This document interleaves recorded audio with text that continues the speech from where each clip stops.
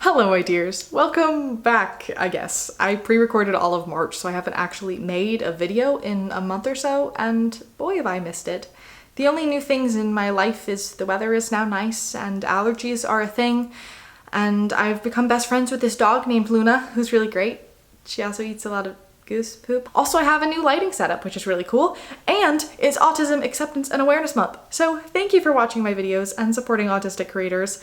I always feel really weird saying to like, share, comment, and subscribe and all of that, but that doesn't mean you shouldn't do it, especially this month. If you're new to my channel, welcome. My name is Sydney. I am disabled, autistic, gay, a musician, and a college student.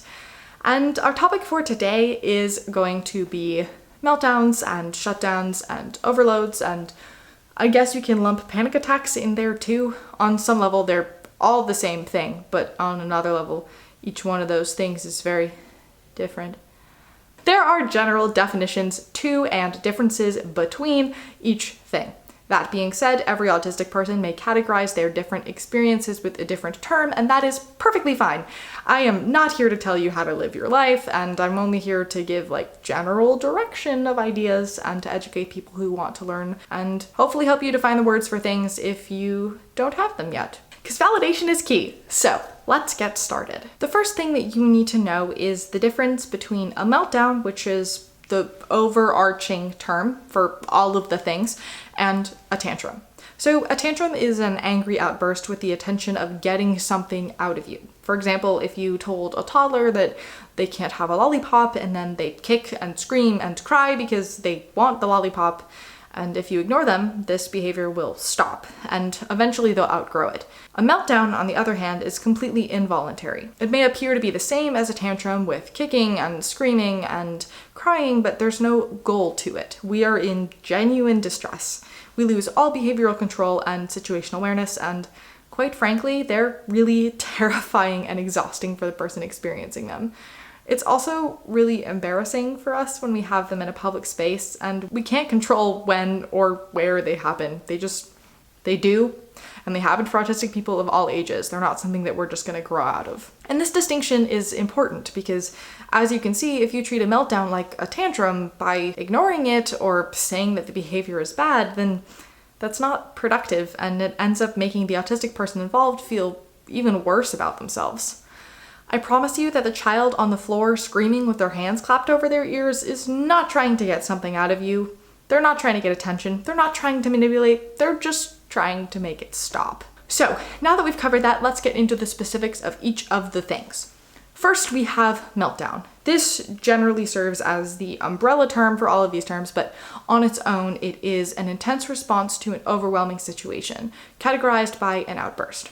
So that can be trying to run away, screaming, yelling, stomping, flailing, aggressive and sometimes self-harming stims, hyperventilating, rocking, lashing out, etc. A shutdown is the exact opposite. I like to call it armadillo mode. It's categorized by going nonverbal or having no tone of voice, loss of facial expression, and a complete shutoff of functioning. Overload, or sensory overload, which exists in other non-autism conditions as well, is the overstimulation of one or more of the body's 5 senses. And then panic attacks, which also exist in other non-autism conditions, are specifically fear-based, but often they can look like meltdowns or shutdowns.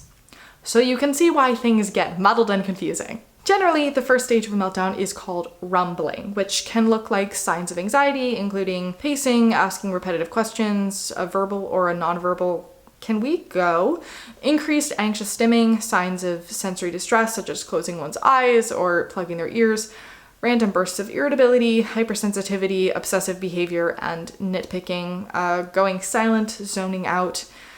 And if you intervene at this stage, a meltdown can be avoided or at least significantly lessened. If you don't, the next phase is meltdown or shutdown, and we'll talk about how to intervene in a bit. Again, everyone uses these terms differently to define different experiences, but for me, I go rumbling and then overload and then either meltdown or shutdown or panic attack. And if the episode includes hyperventilating or any other sort of breathing situation, I consider it to be a panic attack. I know that technically a panic attack is started by fear, but for me there is always an anxiety element to whatever is triggering the meltdown or panic attack, so to me it doesn't much matter. I also use the term panic attack more frequently when talking to others because most people understand that and they understand it a whole lot better than meltdown, and I often don't have the energy to explain the whole situation, so I kind of just use the terms interchangeably in conversation. But anyway, my meltdowns are usually a combo between meltdown and shutdown, though the amount of each changes based on my energy levels at the time, the cause, and the situation. So I don't have a typical meltdown, but I've gotten a lot better at understanding where my limits are and when the rumbling period is happening, so I can remove myself from the situation before it gets any worse. I've also found that lately the time between rumbling and meltdown has been significantly shorter than it used to be, but I've realized that it's probably because of mask wearing. It's not that I can't handle it, but it's just that I'm having a harder time understanding people, and it's something touching my face, and my breathing is different, and over time that can get exhausting, so I'm quicker to overload. But that's just a theory, so if anyone else has any ideas or is also experiencing this, do let me know. Another important term to know about meltdowns is elopement. And no, I don't mean secret marriage. Elopement is when an autistic person wanders off or leaves a location without telling others. People assume that this only happens to non-speaking and higher support needs autistics, but it can happen to anyone. There are two types. First one being exploratory, where we might see a butterfly or a cool car or something we like in a store and go to follow or look at it. And we are so focused on the thing that we are exploring that we kind of forget to tell the people we're with where we're going. And or after the fact, may not know how to get back. For example, I was recently on a walk with some friends and I got distracted by a squirrel and I decided to make it my friend, so I followed it off into the forest. And then my friends were gone and I didn't know where they were. Luckily, they know me quite well and they quickly realized that I had wandered off and located me. They also scared off the squirrel. But that's not why we're talking about this. We're talking about it because of the second type of elopement, which is escape. And this typically happens during a meltdown or as part of it in some way. It's your brain saying, this thing is a stressor and therefore I shall avoid it by running away. And we really don't have much control over it. Like, I had a meltdown one day last week where my whole body just felt buzzy and my only thought was, run or you will explode. So I put on shoes and I ran and I sat by the lake and I stared at sleeping geese until my hands were too cold, so I returned and I ate a Kit Kat. My brain is weird. Anyway, it's really bizarre and kind of frightening to experience because you just go all buzzy and you just need to run. When someone elopes, they generally go to one of two categories of places. The first is a familiar place of comfort, like a school or a library or a friend's house. And then the second is something visually stimmy, like train tracks or a body of water. And elopement is not something to be terrified of, but definitely something to be aware of because it is a safety thing. But it can also be prevented by making a meltdown plan, having find friends on your phone, and avoiding stressors. I will also include a meltdown safety toolkit in the description below. So, how do you prevent a meltdown? Well, it's important to acknowledge that for most autistic people, meltdowns are a part of life. You can't prevent them all, and no matter how hard you try, they'll happen. So don't be so hard on yourself. Some days, even a small disruption can send us into overload. It just happens. Also, the world is not a place where you can avoid everything bad, nor should you. But also meltdowns are scary and exhausting, so making some basic changes to prevent meltdowns is a great idea. Also, every person's different, so make a meltdown plan, discuss it with your friends, write it down. For me, knowing that I have a list of steps to follow or coping tools to pick from just helps me from the outset. Some of my prevention skills include always having a sensory kit with earplugs or headphones, stim toys, sunglasses, sometimes a small stuffed animal. Some people even have an extra pair of soft clothes just in case. I have a dress that is my most sensory-friendly piece of clothing that I almost always wear the day after a meltdown because it makes me feel safe and calm. Whatever works for you, my dude. I also try to avoid sensorially taxing environments, especially when I know I don't have the energy for it. For example, I will never go anywhere with strobe lights. Department stores tend to take up a lot of my energy for the day, so I have to be aware of that when I go to them. I only FaceTime or call people when I'm feeling up to it, and I make sure to schedule in small mask breaks for myself because I still struggle to wear them for hours nonstop. So, what can you do for a friend, relative, or partner? First, you can prepare us for change by explaining in depth what to expect. So instead of saying, hey, we're going on a road trip tomorrow. Try to give earlier notice and say, hey, we're going to this place and we're going to take this car and we're going to do this thing there and it'll probably take about this long. Even if the plan is play it by ear, we want to hear that. More information is better and it helps us to know what to expect, so we're less likely to get overwhelmed. You can also help us when we're struggling, again, to name what we're experiencing. For example, I know I said that we were taking mom's car, but dad's car needs gas, so we're gonna take that instead. And I understand that that must be frustrating for you because it's different from what we planned, and I know that you like mom's car better, so that must be disappointing. And that helps us to process it a little easier. If you want to learn more about how you can help us to understand emotions and feelings, please check out my video on empathy. I will link it in the description as well as in the card over here. I think it's over here. Over there. And the most important way that you can help us is by listening to what we have to say and removing us from a situation when we're at the rumbling stage. Getting us to a less overwhelming space and letting us recharge will help us so much. But again, everyone is different. So there are definitely things that I've forgotten to add to this list that may be crucial for other people. So feel free to add your things in the comments if you like. Now, before we get into how to handle meltdowns, there are two very important controversies in the autism community that I feel the need to clear up. Well, they're not so much controversies within the community and more like controversies between the community and like everyone else, but you know what I meant. So the first one is meltdown videos. There's this trend, I guess it's a trend, I don't know, where people film their children having meltdowns and then post them on YouTube. Please don't do that. Meltdowns are terrifying and embarrassing, and we have no control over what we do, and showcasing our pain on the internet in order to get praised or whatever is absolutely not okay. I understand the desire to see what one looks like, but those are videos that are in no way consensual, and I'm hoping to at some point catch an authentic meltdown of mine on camera so you can see a consensual meltdown video, but that will likely take years if it ever happens. Though I've gotten quite good at acting them for characters because I'm currently doing that in a play, so perhaps I will film that at some point. But either way, don't film these, don't post them, don't watch them. They're really not okay. Thank you. 2.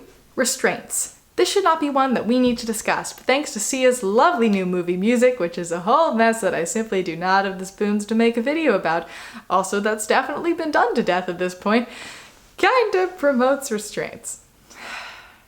For those of you who don't know about the music controversy, the singer Sia made a film about an autistic character who is played by a non-autistic person, and it perpetuates a lot of stereotypes that are really awful and disgusting caricatures of autistic people. Also, there's blackface. But anyway, if you want to learn more about that, I will include some links in the description. My point here is, when someone is having a meltdown, unless they have explicitly told you that they like pressure or hugs specifically from you when they're melting down, do not touch them. Do not try to control their physical movements, and do not restrain them. Meltdown is how we are externalizing the explosion that's going on in our heads. So first of all, we don't want to be touched when we're having sensory overload, because that's another sensory input at a time where it feels like our skin is on fire. And also, by restraining us, you're preventing us from being able to externalize what we're going through in our heads.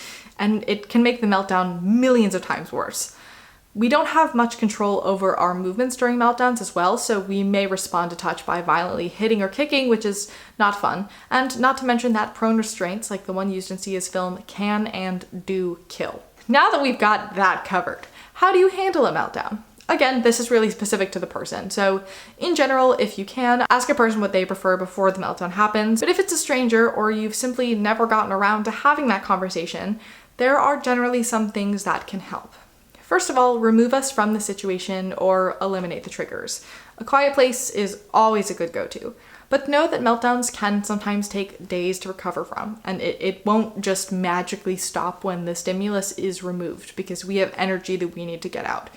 And make sure that when you're talking to us that you're being quiet and calm and direct. And I always feel really embarrassed when I'm melting down, so I always feel better when somebody is understanding and accepting as well. Patience is also important because our processing speed is going to be very delayed.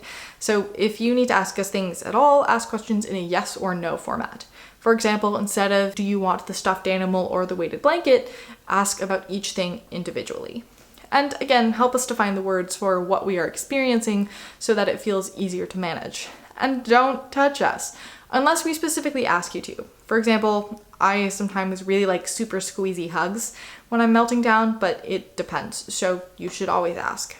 That being said, if we are doing some sort of self-harming or violent behavior, like pulling out our hair or digging our nails into our palms, help us to redirect that energy into something else by gently moving our hands to somewhere else or something else such as a blanket or a toy.